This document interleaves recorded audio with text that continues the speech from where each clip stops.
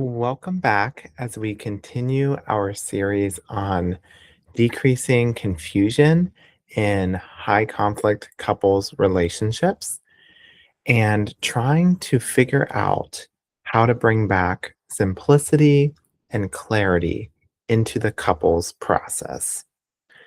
So, one of the topics that I would like to cover today is I want to go over why it is challenging to change the dynamic of your relationship, even if you've gone to couples therapy. I want to highlight why it is absolutely possible, but help you to see some of the barriers so that way you are more equipped to remove those barriers in your couples process and make use of any tools that you're using to try to work on your relationship, whether that is couples therapy or videos like this or the consultation group. So let's take a look at an example. So we have a high conflict couple that comes to couples therapy. And let's assume that the couples therapist is not a world expert. They're just an ordinary couples therapist doing the best job that they can. So here are some of the barriers from the start. You may remember the phases that I mentioned that people go through in terms of understanding and discovery in couples relationships. The first phase is ranting about the other person only. The second phase is attunement to oneself and what's going on inside of me while I am struggling in the conflict and having some idea about what's going on inside of the other person. And then that third phase is understanding different cycles that are going on between both parties so I actually understand the problem. Because the problem lies in the cycle of the interaction between both people because the relationship is the space between both people.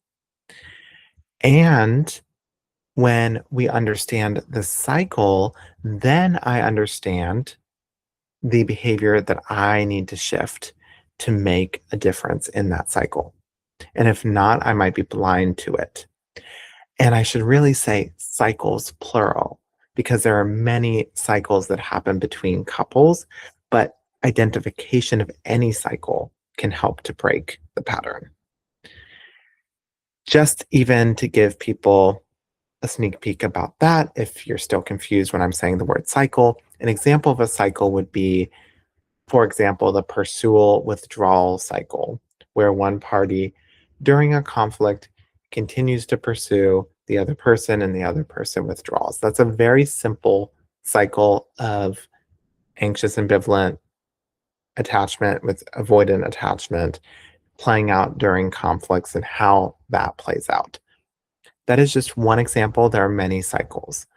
But that in and of itself is the diagnosis. Okay, so let's go back to why then it's incredibly difficult.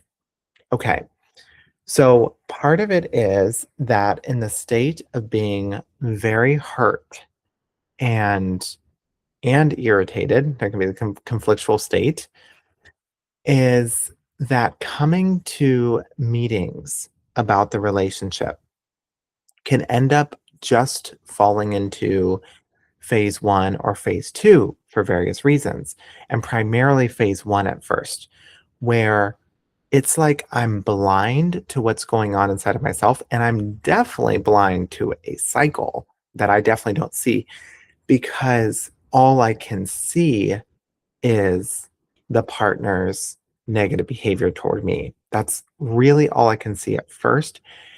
And it's not a personal fault to land in that camp. It is a dynamic, it is a trick of being in a high conflict or distressed relationship that everything, and this is partly for our survival, will magnify the negative about the other person. And it is so hard to not just go on another rant about the other person. And so when I hear rants about the other person, all I hear is, "You're hurting, you're struggling." Um, I don't judge you for ranting about the other person, I just that's what I hear. That's not what your partner hears, of course, and they're going to immediately get defensive and rant about you. But all of that phase 1 stuff is blocking not only you from seeing the cycle and what's going on inside of you and perspective taking, but it's also potentially blocking your therapist as well, because your therapist would have to see what's going on inside of you and also have to have a knowledge of what's going on inside of the other person and also have to point out cycles that the couple is missing because they're so caught up in the dynamic that they don't recognize that the cycles are happening in the relationship and what those are. And we can be blind to these cycles for many years or never discover them. Let me give an example for myself of a friendship relationship dynamic where I was blind to a small cycle. So, in this example, I will give the example of me working to have a friendship, and it's with another person who was another busy dad like myself. And I thought, oh, we are going to be great friends. It seems like we connected well in our conversation. And so, because of that, I would just send like friendly text message about getting together. And the other person would say, um, "Oh, totally, totally, but too busy." And they would say that once in a while. But they also wouldn't reply a little while. So I thought, oh, well, if they didn't reply and if they're busy, well, I just should send something else that's nice and keep asking pretty much, right? And so what was happening there um, is that I was blind to the cycle of the relationship, which was technically a cycle of I was pursuing and they were withdrawing. And I was blind to that based on what I wanted and what I thought about the other person, but mostly being locked into my own body. And when I was able to step back, I was able to actually look at the text messages and not take it personally and analyze the cycle. And when I noticed that it was a um, pursual withdrawal cycle, then I knew that what I actually had to do if this relationship was going to be effective or work for me was to actually not send them anything, was to wait and not reply or send them anything at all, or very short responses and totally change up the style. And so paradoxically, you can see how if I would have tried harder, it actually would lead the other person to dig in their heels.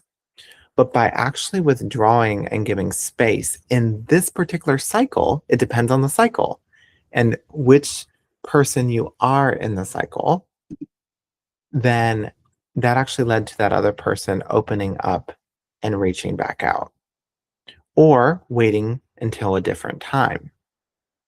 But my point is, I could not know what is the effective behavior for me to do in the context of improving the relationship without understanding the cycle itself.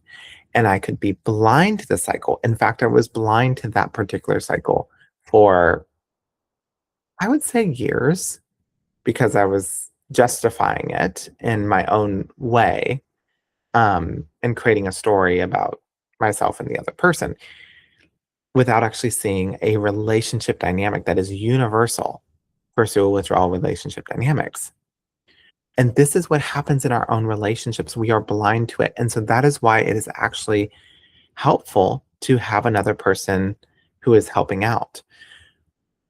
Yet, the issue can be that the person trying to help, if you don't show up with your most mature self, and if you're not able to analyze things from complex perspectives in both perspectives and really be able to do also the inner work of expression of your own emotions and lots of this other work, then the person trying to help from the outside could also be incredibly blind to it unless they're a world class expert and gain tons of experience. And that goes for me as well. Like, right, I'm human and I'm constantly working on getting past the dynamic to be able to really see cycles in relationships, to be able to point out things to people that are genuinely useful for them to do with some experimentation. And yet, even so, even with people who have trained for many, many years, there could be a situation that is so volatile that by watching the situation, we still can't gain enough information about the dynamic. I would have to bring a video camera in the home to observe it, or we would have to get a written account of it to be able to understand the actual dynamic. And then once we have that dynamic, we can work on breaking it from both sides and creating a new dynamic in the relationship. Okay, so I said this was about less confusion, not more confusion. So here's what I want you to take away from this. I want you to consider when you go to any type of couples therapy process with myself or with somebody else that you are seeing, to recognize that this is entirely different from individual therapy. And it's going to take you coming with another side of yourself that is wiser and that is able to self reflect and able to pause yourself and really able to use critical thinking and empathy skills to try to see what the other person is experiencing. And then ultimately to learn about cycles and dynamics in your relationship. You don't have to become an expert on all of them, but to really be able to see when I do this and I get critical, then they get defensive, and be able to see the cycle and then your contribution. And that's really where you start to unlock the actual key to where you get out of that state of confusion and you really realize that if you were to do that, even if your partner does not immediately change their reaction, because they usually don't if it's for years, right? It takes some time. But you can see then that if you were to do that from your side, it actually will shift the dynamic of how they relate to you. It is definitely possible. So hopefully that provides a little bit less confusion. I know that you already know that couples processes are challenging. You know that, but I want you to see why. So then you can see that it's totally possible, but it's about how you show up and also who's on the other side. Having a person who is generally working with you, who is constantly trying to think more complexly because of the level of complexity involved often in long-term dynamics. So that's what we have for today. We're going to continue with ways to decrease your confusion as you work on your relationship.